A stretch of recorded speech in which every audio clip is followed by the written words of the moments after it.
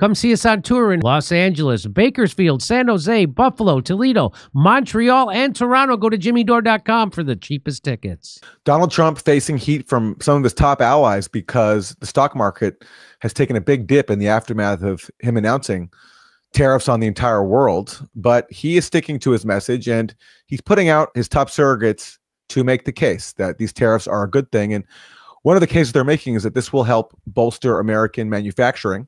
And here's Commerce Secretary Howard Lutnick with a specific example of what kind of manufacturing jobs are coming back to the U.S. Great American workers. You know, You we are said going to robots replace on other the networks. You said armies that to of Fox. millions of people. Well, remember, the army of millions and millions of human beings screwing in little screws to make iPhones. That kind of thing is going to come to America. It's going to be automated, and great Americans, the trade craft of America, is going to fix them, is going to work on them. They're going to be mechanics. There's going to be HVAC specialists. There's going to be electricians. The trade craft of America are high school educated Americans. The core to our workforce is going to have the greatest resurgence of jobs in the history of America to work on these high-tech factories, which are all coming to America. That's what's going to build our next generation of America.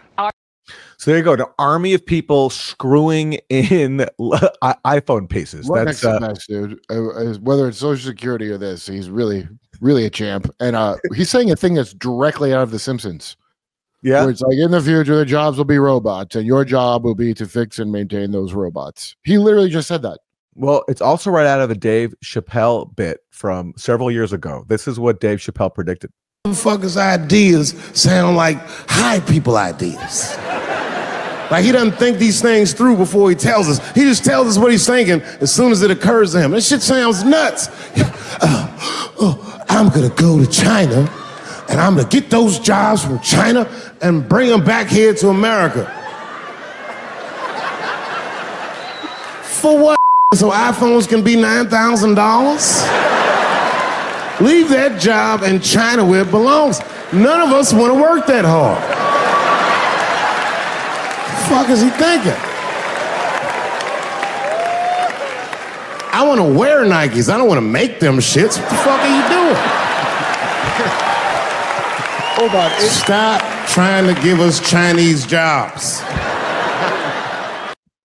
Is Dave advocating outsourced slavery just now? I remember that from that, because that was the one where he got even trash, and Trump didn't get him out of somebody rushing him with a knife eventually for the other jokes. That was a Jesse Smool, the Jesse, what do you call it? Smoolier. How do you say his name? That was Jesse that one. Right? Yeah. Well, I remember him saying that. He goes, I don't want an Apple to cost $15. I've heard other friends of mine from New York that are comics say that, but my Bobby Kelly's a good friend of mine. He was like, yeah, this guy was like, if you want for $50, I'll put a toilet in your ceiling, because the guy's illegal. Yeah, that's called an underclass of people that do the work for cheap.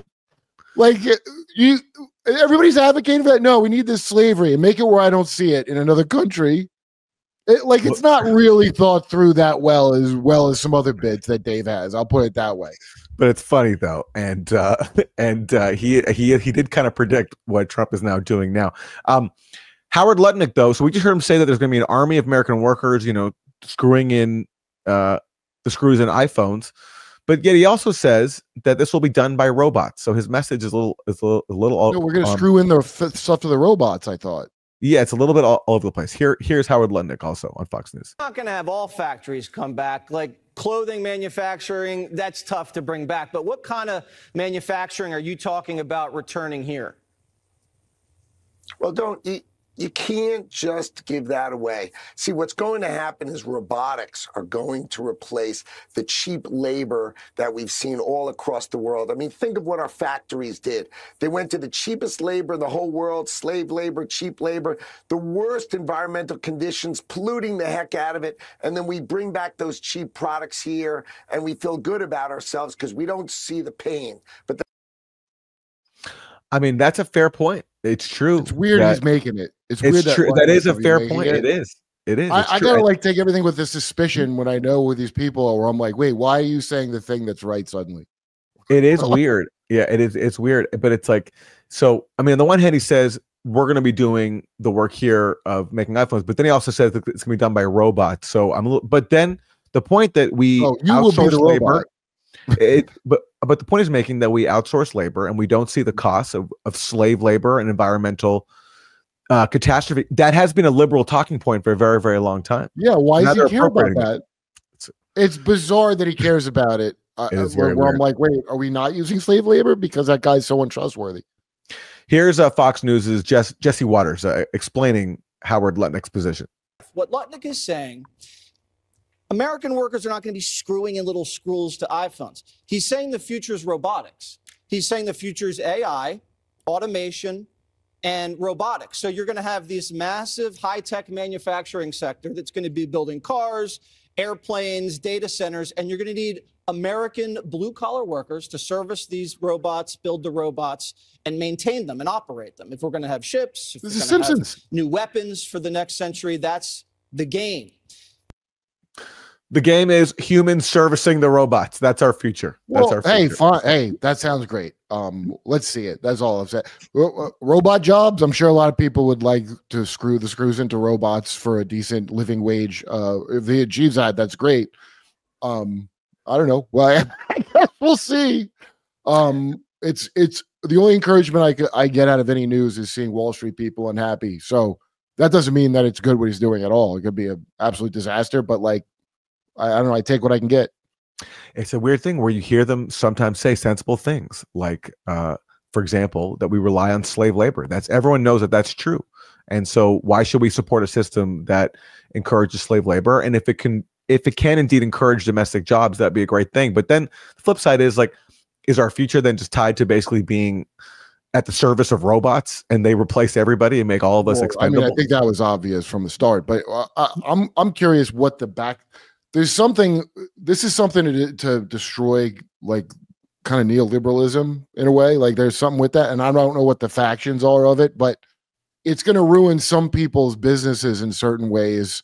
And I wonder if it's actually strategic or it's just Wall Street voted against him.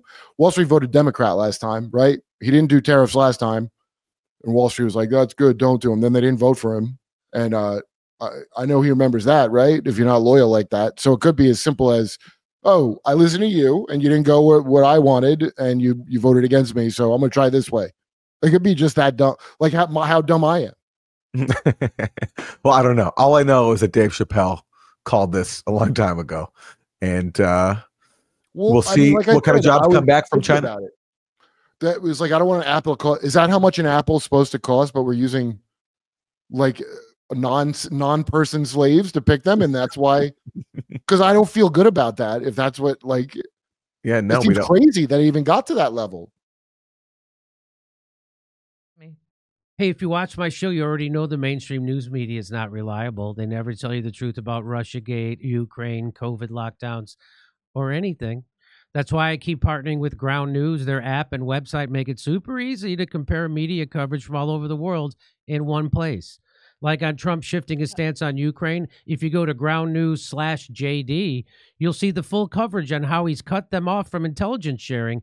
Even the UK, one of our closest allies, can't pass along any U.S. intel to Ukraine. Ground News gives me instant access to over 300 articles covering it worldwide.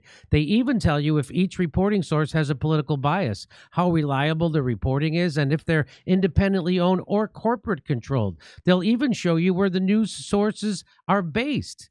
It's a super helpful way to see what kind of biases lead to some thinking this is some catastrophic betrayal of Ukraine that weakens NATO, while others call it a strategic realignment that forces Europe to take responsibility for its own security. When it comes to anything Trump does, you know the media is going to twist it to whatever fits their agenda, and if you're not checking multiple sources, you're going to fall into their trap. So I can't recommend enough following the Ukraine war on Ground News and checking your blind spots to find these stories missing from the other side of the political spectrum. You won't get this kind of transparency from mainstream media. Ground News is a lot like this show, actually. They're doing what we're doing. So just go to Ground News/JD, or just scan the QR code on the screen. We're offering my viewers 40% off the same plan I use, which gets you unlimited access to all their features. This knocks the price down to just $5 a month. Subscribing not only supports an independent news platform working to make the media more transparent, it also supports this show and everything we do here. Come see us on tour in Los Angeles, Bakersfield, San Jose, Buffalo, Toledo, Montreal, and Toronto. Go to jimmydore.com for the cheapest tickets.